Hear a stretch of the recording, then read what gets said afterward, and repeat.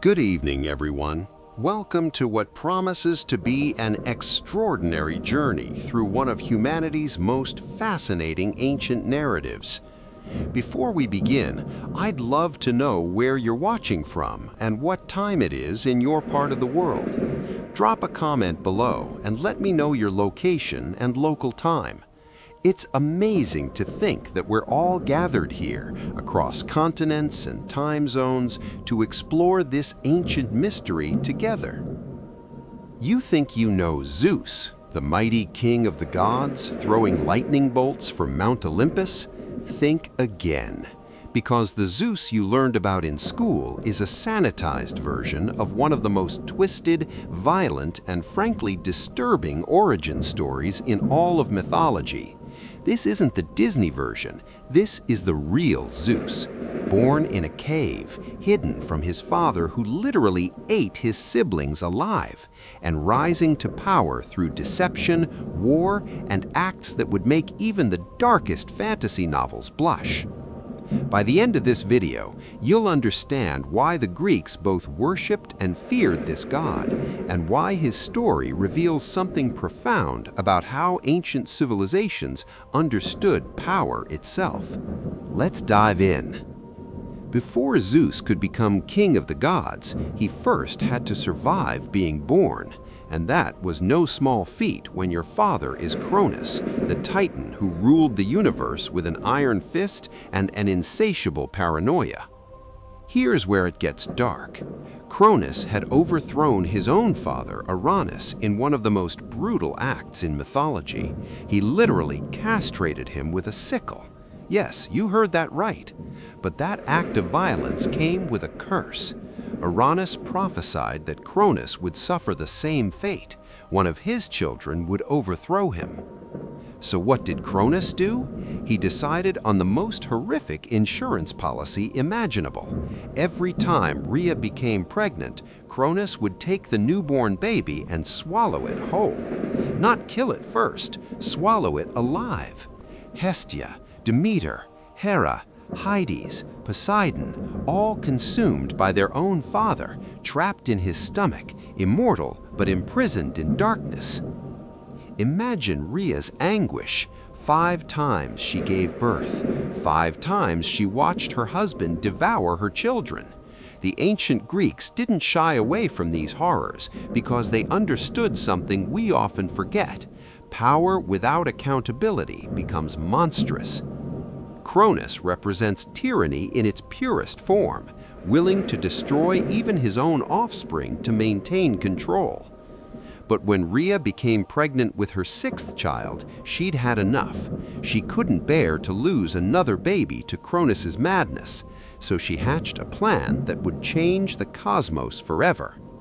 When labor began, Rhea fled. She didn't go to a palace or a temple. She went to the most remote place she could find, a cave on the island of Crete, deep in the mountains where even the gods rarely ventured. There, in darkness and secrecy, Zeus was born. Now comes the genius part. Rhea wrapped a large stone in swaddling cloths and presented it to Kronos, claiming it was their newborn son. And here's the kicker. Kronos, in his arrogance and paranoia, didn't even look. He just grabbed the bundle and swallowed it whole, convinced he'd eliminated another threat. Zeus was raised in that Cretan cave by nymphs and fed on the milk of a divine goat named Amalthea. Some versions say he was raised by a she-bear. The infant god was guarded by young warriors called the Curetes, who would clash their spears against their shields whenever baby Zeus cried, drowning out the sound so Kronos wouldn't discover the deception. Think about this for a moment. The future king of the gods spent his childhood in hiding, knowing that his own father wanted him dead, knowing that his siblings were imprisoned alive inside his father's body. This wasn't a privileged upbringing. This was survival, and it shaped everything Zeus would become. Zeus grew up fast. When he reached maturity, he knew what he had to do. But he couldn't face Kronos alone. He needed allies, and most importantly, he needed his siblings back. Enter Metis, the Titaness of wisdom and cunning. She would become Zeus's first wife, but first she served as his strategist. Together they concocted a potion. Some versions say it was a mixture of mustard and wine. Others claim it was nectar that would make Kronos vomit everything he'd swallowed. Zeus, disguised as a cupbearer, approached his father and offered him the drink. Kronos, suspecting nothing, drank it down, and then the unthinkable happened. Kronos began to retch violently. First came the stone he'd swallowed last. Then, one by one, Zeus's siblings emerged: Poseidon, Hades, Hera, Demeter, and Hestia. They were fully grown, immortal, and absolutely furious. But liberating his siblings was just the beginning. Zeus was still the ruler of the cosmos, backed by most of the Titans, beings of immense power, who had controlled reality since the dawn of time. What followed was the Titanomachy, the War of the Titans, a conflict so catastrophic it nearly destroyed the universe itself. For 10 years the war raged: Olympus versus Othrys, the younger gods versus the older Titans. Mountains were shattered, seas boiled, the sky itself cracked with the force of their battles. Neither side could gain the upper hand because both were immortal, and immortals don't die easily. Zeus realized he needed more than just his siblings. He needed weapons and allies that could tip the scales.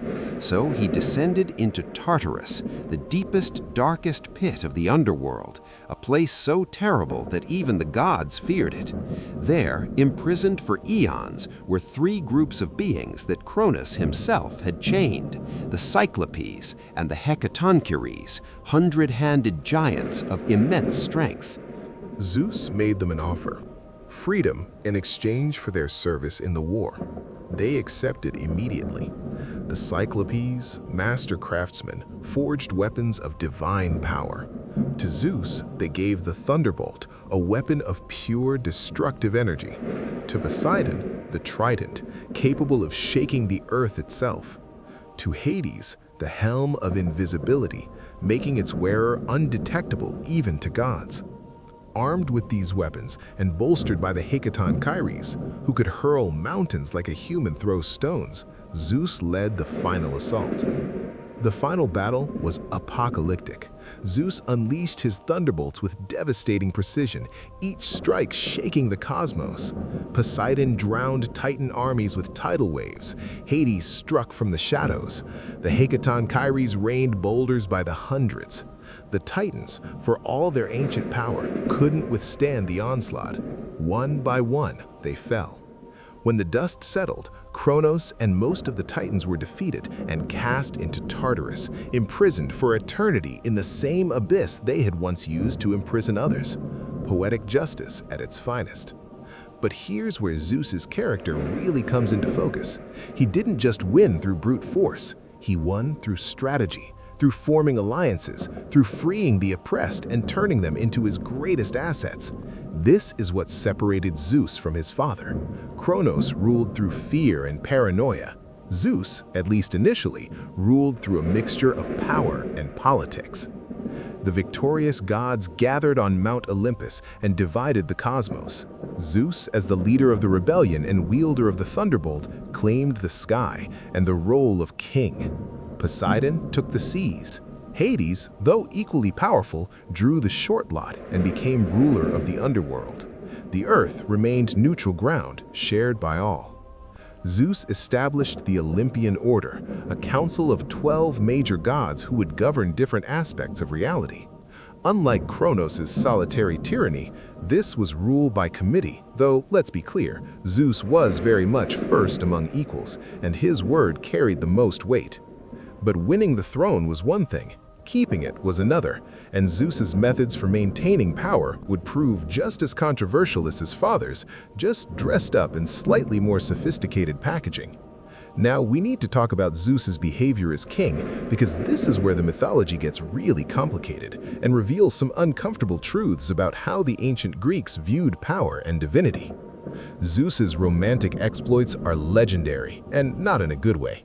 The myths are filled with stories of Zeus pursuing mortal women and nymphs, often through deception or transformation. He became a swan to seduce Leda, a bull to abduct Europa, a shower of golden rain to reach Danae in her locked tower, and even disguised himself as the husband of Alcmene to father Heracles. Modern readers rightfully find many of these stories deeply disturbing. They represent clear abuses of power, with Zeus using his divine abilities to pursue relationships with mortals who couldn't possibly consent to an encounter with the king of the gods. Some scholars argue these myths reflect the patriarchal structures of ancient Greek society, where powerful men felt entitled to women's bodies. Others suggest they symbolize the overwhelming and often destructive force of divine intervention in mortal lives. But here's what's fascinating. The Greeks themselves often portrayed these encounters as problematic. Hera's rage wasn't seen as simple jealousy. It represented the fury at violated cosmic order and betrayed trust. The tragic consequences that befell many of Zeus's lovers and their children highlighted that divine attention was often more curse than blessing. Zeus also had to deal with multiple challenges to his rule. When the giants, offspring of Gaia, rose up in rebellion, Zeus led the gods in another massive war, the Gigantomachy. When the monster Typhon, the most fearsome creature ever created, challenged him directly, Zeus initially fled in terror before eventually gathering his courage and destroying the beast with his thunderbolts. And here's the truly dark part. Remember Metis, the Titaness of wisdom who helped Zeus defeat Kronos? When she became pregnant with their first child, Zeus received a prophecy that echoed his father's curse. Metis would bear a son who would eventually overthrow him. So what did Zeus do? He swallowed her whole while she was still pregnant. Sound familiar? The cycle of violence and paranoia continued, just dressed in different clothes. But there's a twist. The child Metis was pregnant with was Athena, who eventually was born by splitting open Zeus's head. She emerged fully grown, fully armed, and became Zeus's favorite child, his counselor, and one of the most important Olympian gods. Unlike his father, Zeus found a way to maintain power while still allowing the prophesied child to exist, although he literally kept her inside his head, symbolically making her wisdom part of himself. Despite his personal flaws, Zeus did serve an important function in Greek mythology as the enforcer of cosmic justice and the maintainer of order. This aspect of his character is often overlooked in popular retellings, but it's crucial to understanding why the Greeks worshipped him. Zeus was the god of oaths and hospitality. Breaking an oath sworn in Zeus's name was one of the gravest sins in Greek culture. He punished those who violated the sacred bond between host and guest. He enforced the natural order, ensuring that mortals didn't overstep their bounds and that even gods followed certain rules. When Prometheus stole fire from the gods and gave it to humanity, Zeus punished him by chaining him to a rock where an eagle would eat his liver every day for eternity, only for it to regrow each night. Harsh? Absolutely. But from Zeus's perspective, Prometheus had upset the fundamental order of the cosmos, the separation between divine and mortal. When King Ixion tried to seduce Hera, Zeus created a cloud duplicate of his wife to trick Ixion, then bound him to a fiery wheel that would spin forever in the underworld. When Tantalus served his own son as a meal to test if the gods would notice, Zeus cast him into Tartarus, where he would stand in water that receded whenever he tried to drink, beneath fruit that pulled away whenever he reached for it. Eternal, torturous hunger and thirst. Zeus's punishments were legendary in their creativity and severity, but they served a purpose in Greek thought. They established boundaries. They reminded mortals and immortals alike that there were consequences for hubris, for violations of sacred law, for attempting to be more than what you were meant to be. The Greeks didn't expect their gods to be moral paragons. That was never the point.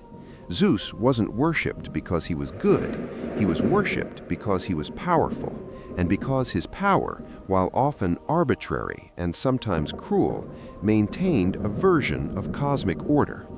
Better a flawed king than the chaos of no king at all, or worse, a return to the tyranny of the Titans. So what's the real story behind Zeus? He's a paradox, a liberator who became an autocrat, a champion of justice who acted unjustly, a king who maintained order while constantly disrupting it with his own behavior. But that's exactly what makes Zeus such a compelling and enduring figure in mythology. He represents the uncomfortable truth that power and virtue don't always align. The Greeks understood that the same strength that can overthrow a tyrant can become tyrannical itself. The same authority that maintains order can abuse that order for personal gain. Zeus's thunderbolt symbolizes raw power. It can illuminate and warm, or it can destroy utterly. His eagle, the bird that flies highest, represents his supremacy, but also his remove from earthly concerns. The real story behind Zeus isn't about a hero or a villain. It's about the nature of power itself, how it's seized, how it's maintained, how it corrupts, and how it creates order even while embodying chaos.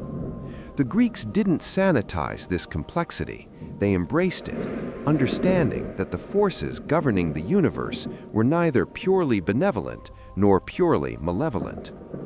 Zeus's mythology influenced countless cultures and religions. His model of a supreme sky god who rules through power and authority echoes in Indo-European religious traditions across the world. The Romans adopted him as Jupiter.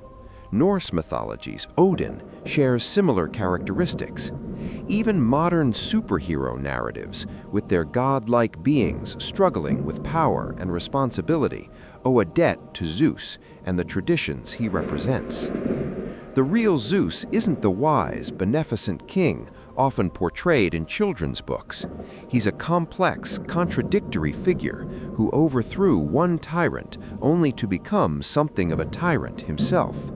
He's a god who maintained order through a combination of power, politics, and often disturbing personal behavior. He's proof that the ancient Greeks understood something we sometimes forget, that the beings and systems in power are rarely simple heroes or villains, but complicated entities shaped by violence, ambition, and the constant struggle to maintain control. And maybe that's why Zeus remains endlessly fascinating thousands of years after his last temple fell into ruins, because his story isn't really ancient history.